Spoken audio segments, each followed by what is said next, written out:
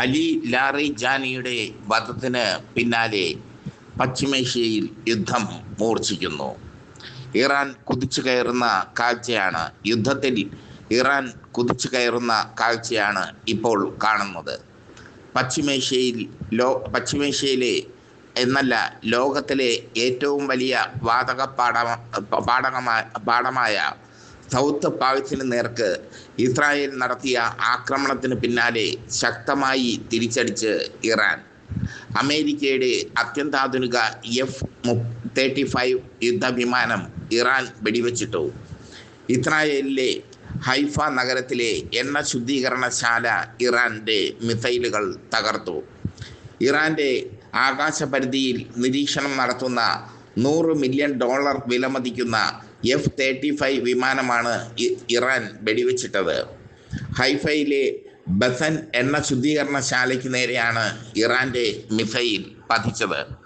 ചുരുക്കത്തിൽ ഇറാൻ്റെ വിളയാട്ടം തന്നെയാണ് ഇപ്പോൾ ഇസ്രായേലിലും അമേരിക്കയിലും നടക്കുന്നത്. ഇസ്രായേലിൽ മിസൈലുകളുടെ പെരുമഴ തന്നെ ഇറാൻ വർഷിച്ചു എന്നാണ് റിപ്പോർട്ട്. മിസൈലുകൾ കൊണ്ട് അമ്മാനമാടുകയാണ് ഇസ്രായേലിനെ ഇറാൻ. ഇസ്രായേൽ കടുത്ത സാമ്പത്തിക പ്രതിസന്ധിയിലാണെന്നും റിപ്പോർട്ട് വരുന്നു. ഇറാൻ്റെ മുമ്പിൽ ഇസ്രായേൽ ഒന്നുമല്ല എന്ന് ഇറാൻ തെളിയിച്ചു. അമേരിക്കയുടെ പിന്തുണയില്ലായിരുന്നുവെങ്കിൽ ഇസ്രായേലിനെ ഇറാൻ നശിപ്പിച്ചേനെ എന്നുള്ളതാണ് യുദ്ധ വിദഗ്ധർ പറയുന്നത്. അമേരിക്കൻ യുദ്ധവിമാനം വെടിവെച്ചിട്ടത്, അതും F-35 എന്ന അത്യന്താധുനിക യുദ്ധവിമാനം, അത് വെടിവെച്ചിട്ടത് അമേരിക്കയ്ക്ക് വലിയ ക്ഷീണമാണ്. $100 മില്യൺ വിലമതിക്കുന്ന വിമാനമാണ് F-35.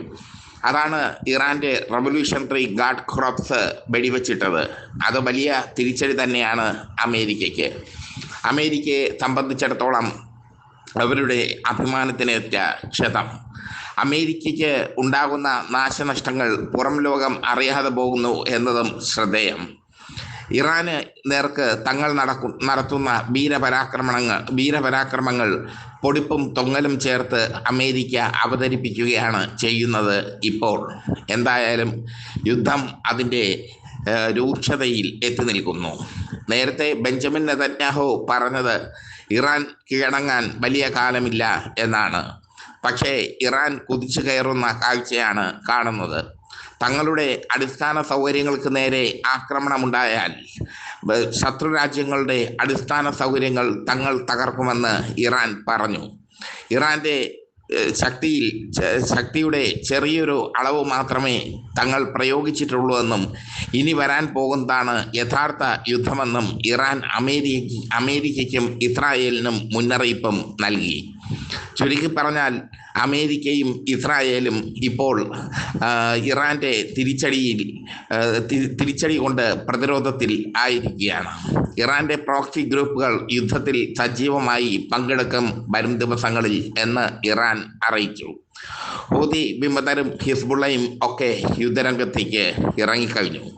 ലെബനനിലൊക്കെ നരനായാട്ടാണ് ഹിസ്ബുള്ളയെ വേട്ടയാടാൻ എന്ന പേരിൽ ഇസ്രായേൽ നടത്തുന്നത്. ആ നരനായാട്ടിനെതിരെ ലോക മനസാക്ഷി ഇതുവരെ ഉണർന്നിട്ടില്ല. കാരണം ലോക പോലീസും അവരുടെ കൊട്ടേഷൻ ടീമും നടത്തുന്ന വൃത്തികേടുകൾ, നടത്തുന്ന ചെറ്റത്തരങ്ങൾ പുറത്ത് വിടാറില്ല, അല്ലെങ്കിൽ അതിനെതിരെ പ്രതികരിക്കാറില്ല ലോകം. അതേസമയം ഹോർമുസ് കടലിടുക്ക് അടച്ച് ലോകത്തെമ്പാടും സാമ്പത്തിക ഉപരോധം ഉണ്ടാക്കാനുള്ള ഇറാൻ്റെ തന്ത്രവും വിജയിച്ചു. ഹോർമുസ് കടലിടുക്ക് വഴി കപ്പലുകൾ പോകുന്നില്ല. അമേരിക്ക ഹോർമുസ് കടലിടുക്കിനെ ഇറാനിൽ നിന്ന് മോചിപ്പിക്കാൻ സഖ്യകക്ഷികളോട് ആവശ്യപ്പെട്ടെങ്കിലും ജപ്പാൻ അടക്കമുള്ള അമേരിക്കയുടെ സഖ്യകക്ഷികൾ അതിനോട് പ്രതികരിച്ചിട്ടില്ല. എന്തായാലും അമേരിക്കയും ഇസ്രായേലും ഈ യുദ്ധത്തിൽ ഒറ്റപ്പെടുന്ന സ്ഥിതിവിശേഷമാണ് കണ്ടുവരുന്നത്.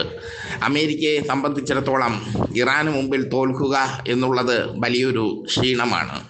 ഇറാന് നേർക്ക് ആക്രമണം നടത്തുമ്പോൾ ആഴ്ചകൾക്കുള്ളിൽ ഇറാനെ തകർത്ത് പുതിയ ഭരണകൂടം സ്ഥാപിക്കാം എന്നാണ് അമേരിക്ക കരുതിയത്.